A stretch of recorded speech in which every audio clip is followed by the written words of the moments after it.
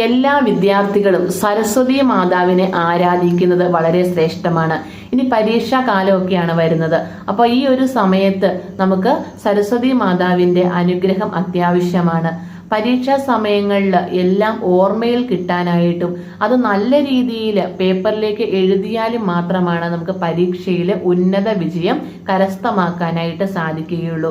പല കുട്ടികളും വീട്ടിൽ നിന്ന് നന്നായിട്ട് പഠിച്ചിട്ട് പോയാലും നമുക്ക് പരീക്ഷാ ഹാളിൽ ചെന്ന് കഴിയുമ്പോൾ എഴുതാൻ അത്ര നല്ല രീതിയിൽ പറ്റില്ല. അല്ലെങ്കിൽ ആ സമയത്ത് ടെൻഷൻ കാരണമോ അതല്ലെങ്കിൽ മറ്റു പല ചിന്തകളും മനസ്സിലേക്ക് വരുന്നത് മുഖാന്തരമൊക്കെ പേപ്പറിലേക്ക് കറക്റ്റായിട്ട് അത് എഴുതി ഫലിപ്പിക്കാൻ സാധിക്കാതെ വരും. അതുകൊണ്ട് തന്നെ പരീക്ഷയിൽ മാർക്ക് കുറയുന്ന ഒരു അവസ്ഥയൊക്കെ ഉണ്ടാവാറുണ്ട്.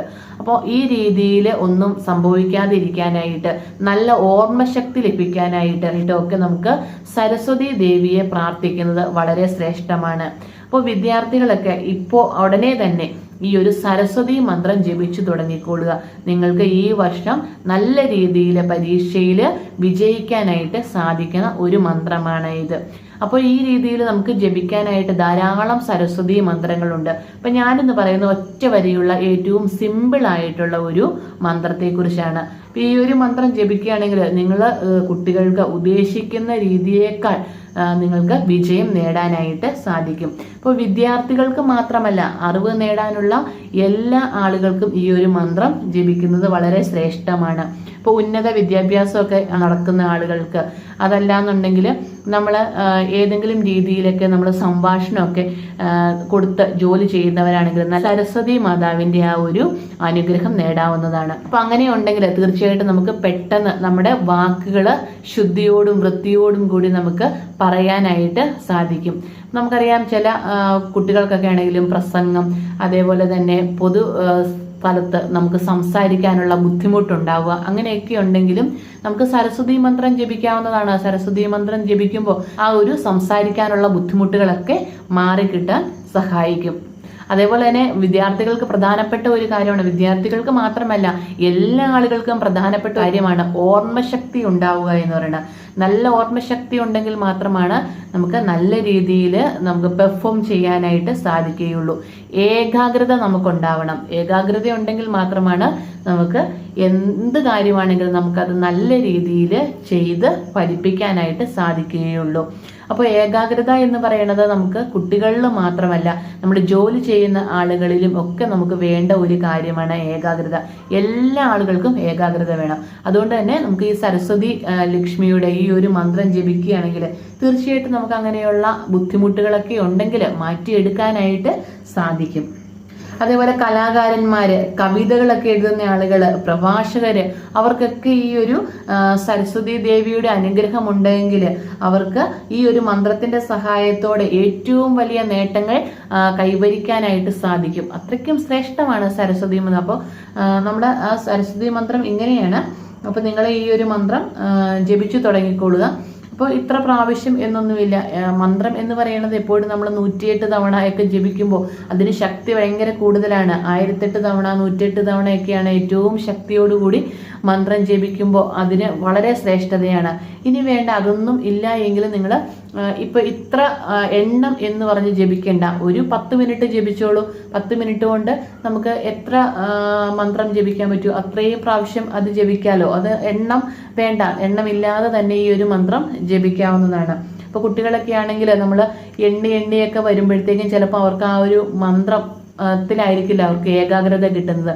അവർ ഈ എണ്ണം തെറ്റിപ്പോകുമോ എന്നുള്ള ആ ഒരു കൺഫ്യൂഷനിൽ അവർക്ക് മന്ത്രം നല്ല രീതിയിൽ പ്രസന്റ് ചെയ്യാനായിട്ട് പറ്റത്തില്ല. അപ്പോൾ ആ സരസ്വതി ദേവിയെ മനസ്സിൽ വിചാരിച്ചിട്ട് എണ്ണമൊന്നും നോക്കാതെ ഒരു 10 മിനിറ്റോളം നിങ്ങൾ ആ ഒരു മന്ത്രം ജപിച്ചുകൊണ്ടേ തന്നെ ഇരിക്കുക. അങ്ങനെയാണെങ്കിൽ വളരെ ശ്രേഷ്ഠതയാണ്. കുട്ടികൾക്ക് നല്ല ഓർമ്മശക്തി കിട്ടാനും പരീക്ഷ വിജയമൊക്കെ ഉണ്ടാവാൻ വേണ്ടിയിട്ടാണ് ഞാൻ ഈ പറയേണ്ടത്. അപ്പോൾ ആ ഒരു മന്ത്രം ഇങ്ങനെയാണ്. ഞാനിവിടെ എഴുതി കാണിക്കാം. ആ എഴുതി കാണിക്കുന്ന അതേ രീതിയിൽ തന്നെ നിങ്ങൾ ആ മന്ത്രം ജപിക്കാൻ വേണ്ടിയിട്ട് നോക്കുക. ഉച്ചാരണ ശുദ്ധിയോടുകൂടി തന്നെ വേണം ഈ ഒരു മന്ത്രം ജപിക്കാനായിട്ട്. ഓം ക്രീം ശ്രീം സരസ്വതി നമ, ഇങ്ങനെയാണ് ഈ ഒരു മന്ത്രം. അപ്പം അതിങ്ങനെ നമ്മൾ പല പ്രാവശ്യം ഒരു 5 മിനിറ്റ് അല്ലെങ്കിൽ ഒരു 10 മിനിറ്റ് എങ്കിലും ജപിക്കുക. നിങ്ങൾ വിദ്യാർത്ഥികളല്ലേ, നിങ്ങൾക്ക് അതിന് സാധിക്കും. അപ്പോൾ 10 മിനിറ്റ് ഇങ്ങനെ ജപിച്ചുകൊണ്ടേ ഇരിക്കുക കേട്ടോ. വളരെ ശ്രേഷ്ഠമാണ്. അപ്പൊ ഈ ഒരു മന്ത്രം മാത്രം ജപിച്ചുകൊണ്ട് നിങ്ങൾ പരീക്ഷയിൽ നല്ല രീതിയിൽ പഠിക്കാതെ ഇരിക്കരുത്. പഠിക്കാതെ നമ്മൾ ഒന്നും പഠിക്കാതെ ഇരുന്നിട്ട് നമ്മൾ ഈ ഒരു മന്ത്രം ജപിച്ചിട്ടുണ്ട്, സരസ്വതി ദേവി എന്നെ രക്ഷിച്ചോളും എന്ന് പറഞ്ഞിട്ടുണ്ടെങ്കിൽ അത് ശ്രേഷ്ഠമായിട്ടുള്ള ഒരു കാര്യമല്ല.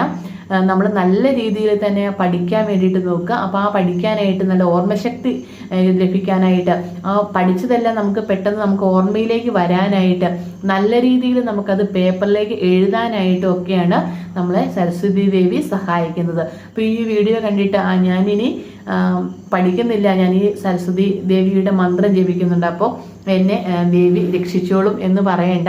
അപ്പോൾ അത് പറ്റത്തില്ല. നമ്മൾ പഠിച്ചു കഴിയുമ്പോൾ അതിനുള്ള റിസൾട്ട് നല്ല രീതിയിൽ നമുക്ക് കിട്ടാൻ വേണ്ടിയിട്ട് ആണ് നമ്മൾ മന്ത്രജപമൊക്കെ നടത്തുന്നത്. എന്ത് കാര്യവും അങ്ങനെയാണ്. നമ്മൾ ഒരു രീതിയിലൂടെ പരിശ്രമിച്ചുകൊണ്ടിരിക്കുക. അപ്പം അതിന് നമ്മൾ ഉദ്ദേശിച്ചേക്കാൾ കൂടുതൽ ഉന്നത വിജയം നേടാനായിട്ട്, പെട്ടെന്ന് അത് കരസ്ഥമാക്കാനായിട്ട് നമുക്ക് ദൈവാധീനം ആവശ്യമാണ്. അങ്ങനെ നമുക്ക് ദൈവാധീനം ഉണ്ടാവാൻ വേണ്ടിയിട്ടാണ് നമ്മൾ മന്ത്രങ്ങളൊക്കെ ജപിക്കുന്നത്. ഇങ്ങനെ മന്ത്രങ്ങളൊക്കെ ജപിക്കുന്നത് നമ്മുടെ ജീവിതത്തിൽ പല രീതിയിലുള്ള ശ്രേഷ്ഠതകളും വന്നു ചേരാനായിട്ട് സഹായിക്കും. നമ്മുടെ ഇഷ്ട ദൈവത്തിന് നമ്മൾ പ്രാർത്ഥിക്കുന്ന ആ ഒരു ഭഗവാന്റെ ചൈതന്യം പെട്ടെന്ന് തന്നെ നമ്മളിലേക്ക് നിറയും. അതിനൊക്കെ വേണ്ടിയിട്ടാണ് നമ്മൾ മന്ത്രജപം നടത്തുന്നത്. മന്ത്രത്തിന് അതിൻ്റെതായ ശ്രേഷ്ഠതകളുണ്ട്. അപ്പം അതുകൊണ്ട് തന്നെ നമ്മൾ ഏറ്റവും ശുദ്ധിയോടും ഏറ്റവും ഭക്തിയോടും കൂടി തന്നെ വേണം മന്ത്രജപമൊക്കെ നടത്താനായിട്ട്. പിന്നെ ഈ ഒരു മന്ത്രം ജപിക്കുമ്പോൾ നിങ്ങൾ ആ ജപിക്കുന്ന സമയത്ത് തൊട്ട് മുമ്പായിട്ടൊന്നും നമ്മൾ മത്സ്യമാംസാദികളൊന്നും കഴിക്കാതിരുന്നാൽ മതി. അപ്പോൾ നമ്മൾ വൈകുന്നേരങ്ങളിലൊക്കെയാണ് മന്ത്രം ജപിക്കുന്നതെങ്കിൽ ഉച്ച സമയത്തൊക്കെ നിങ്ങൾ ചോറിൻ്റെ കൂട്ടത്തിലൊക്കെ എന്തെങ്കിലും മത്സ്യമാംസാദികളൊക്കെ കഴിച്ചിട്ടുണ്ടെങ്കിൽ അത് കുഴപ്പമൊന്നുമില്ല. അതിനുശേഷം നിങ്ങൾ നല്ല രീതിയിൽ ഒരു 3-4 മണിക്കൂർ കഴിഞ്ഞിട്ടാണല്ലോ പിന്നെ നമ്മൾ നാമജപമൊക്കെ നടത്തുന്നത്. അപ്പോൾ കുളിയൊക്കെ കഴിഞ്ഞ് നമ്മൾ വസ്ത്രമൊക്കെ മാറി അലക്കി വൃത്തിയാക്കിയ വസ്ത്രമൊക്കെ ധരിച്ച് നമുക്ക് ഈ ഒരു മന്ത്രം ജപിക്കാവുന്നതാണ്. ഇനി രാവിലെ സമയങ്ങളിലാണേലും അങ്ങനെ തന്നെ നമ്മൾ ഉണർന്നു കഴിഞ്ഞാൽ നമ്മളെ ശരീരം ശുദ്ധിയാക്കിയതിന് ശേഷമാണ് മന്ത്രം ജപിക്കേണ്ടതായിട്ടുള്ളത്. അപ്പോൾ ഈ മന്ത്രം ജപിക്കാൻ നമ്മൾ സരസ്വതി ദേവിയെ മനസ്സിലേക്ക് കൊണ്ടുവന്ന് നമ്മുടെ ആവശ്യം, നമ്മുടെ ആ ഓർമ്മശക്തി നൽകണം.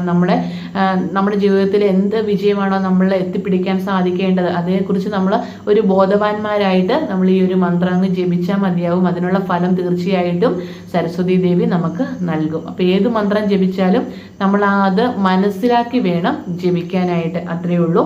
അപ്പോൾ ഇപ്പോഴേ തന്നെ എല്ലാ കുട്ടികളും ഈ മന്ത്രം ജപിച്ചു തുടങ്ങിക്കൊള്ളുക. നമുക്ക് അടുത്ത പരീക്ഷയിൽ ഉന്നത വിജയം എല്ലാ കുഞ്ഞുങ്ങൾക്കും കിട്ടാനായിട്ട് സരസ്വതി ദേവി നിങ്ങളെ അനുഗ്രഹിക്കും. അപ്പോൾ ഏറ്റവും സിമ്പിളായിട്ടുള്ള ഒരു മന്ത്രമാണ്. അപ്പോൾ ഈ മന്ത്രം ഇനി ജപിക്കുമ്പോൾ കുട്ടികൾ ജപിക്കില്ല, കുട്ടികൾക്ക് വേണ്ടിയിട്ട് അമ്മയായ ഞാൻ ജപിച്ചാൽ മതിയോ എന്നൊക്കെ ചിലപ്പോൾ ചോദിക്കും. അപ്പോൾ ആര് ജപിക്കുന്നതും വളരെ ശ്രേഷ്ഠമാണ്. പക്ഷെ അത് കുട്ടികൾ ചെയ്യുമ്പോൾ അതിന് കുറച്ചും കൂടെ ശ്രേഷ്ഠത കൂടുതലാണ്. ആ കുഞ്ഞുങ്ങളുടെ നാവിൽ നിന്ന് ആ സരസ്വതി ദേവിയെ വിളിക്കുക എന്ന് പറയുമ്പോൾ ഒന്ന് ഓർത്ത് നോക്കി എത്ര ശ്രേഷ്ഠതയാണ്. അപ്പോൾ ആ കുഞ്ഞുങ്ങളത് ചെയ്യില്ല, അല്ലെങ്കിൽ അവർക്കത് ചെയ്യാനുള്ള മനസ്സില്ല. അങ്ങനെ കൊച്ചുകുട്ടികളല്ലേ, അവർക്ക് പല രീതിയിലുള്ള ചിന്താഗതിയൊക്കെ ആയിരിക്കും. അപ്പോൾ അങ്ങനെയൊക്കെ ആണെന്നുണ്ടെങ്കിൽ അമ്മമാര് ജപിച്ചാലും മതിയാകും. പക്ഷെ നമുക്ക് അവരവർ ചെയ്യുമ്പോഴാണ് അതിന് കൂടുതലായിട്ടുള്ള ആ ഒരു റിസൾട്ട് കിട്ടുന്നത്. ആ കുട്ടികൾ ജപിക്കുമ്പോൾ അതിന് പ്രത്യേകമായിട്ടുള്ള ഒരു റിസൾട്ട് അവർക്ക് പെട്ടെന്ന് തന്നെ ലഭിക്കും. അപ്പോൾ എല്ലാ അമ്മമാരും അത് പറഞ്ഞ് മനസ്സിലാക്കി തന്നെ കുഞ്ഞുങ്ങളെ കൊണ്ട് ജപിപ്പിക്കാൻ വേണ്ടിയിട്ട് ശ്രദ്ധിക്കുക. അപ്പോൾ എല്ലാവരെയും ഈശ്വരൻ അനുഗ്രഹിക്കട്ടെ എന്ന് പ്രാർത്ഥിക്കുന്നത് പോലെ എല്ലാ കുഞ്ഞുങ്ങൾക്കും ഉന്നത വിജയം നേടാനായിട്ട് കഴിയട്ടെ എന്ന് പ്രാർത്ഥിച്ചുകൊണ്ട് നല്ലൊരു വീഡിയോയുമായിട്ട് നമുക്ക് വീണ്ടും കാണാം. നന്ദി, നമസ്കാരം.